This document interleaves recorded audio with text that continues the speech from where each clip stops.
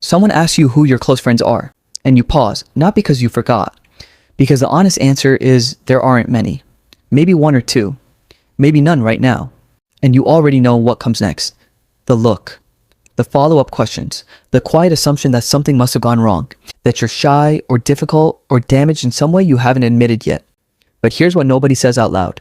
Some of the most self-aware people alive have almost no friends, not because they failed at connection, because they refused to fake it.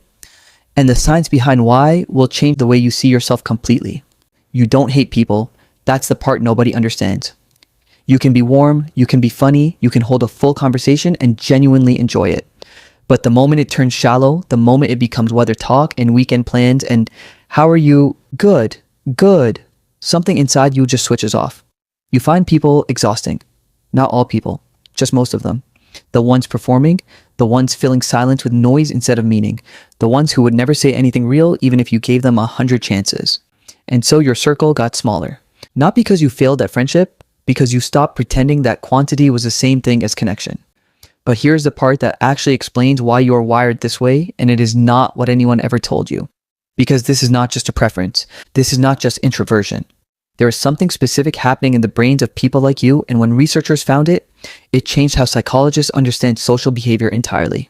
Stay with me, because this next part explains everything. Psychologist Robin Dunbar spent decades studying human social groups, and what he found was this. The human brain can only maintain about 5 genuinely close relationships at a time. Not 50, not 20, 5. Everyone else is maintenance, acquaintances, background noise. But here's what the research also showed. People who try to maintain too many shallow connections actually experience higher levels of social fatigue, not lower. The brain burns more energy managing surface-level relationships than it does maintaining a few deep ones. In plain terms, your brain is not broken for wanting depth, it is being efficient. And a 2021 study from the University of Michigan found something even more striking. People with smaller but higher quality social networks reported significantly higher life satisfaction than those with large but low quality ones. You were never the problem. The standard was wrong. But here's what nobody says to the person sitting with few or no friends. Society told you something was wrong with you. Teachers noticed. Family mentioned it. Maybe someone called you antisocial. Maybe you spent years trying to fix something that was never broken, making friends we didn't want, showing up to things that drained you, performing a version of social that felt like wearing someone else's clothes. And maybe the loneliest you ever felt was in a room full of people who didn't really know you. That feeling was not a flaw. That was your nervous system telling you the truth. That was the part of you that knew long before your mind caught up that connection without honesty is just company. And company is not the same thing as belonging. Here's what the research on human happiness actually shows. The Harvard study of adult development, 75 years of data found one thing above everything else.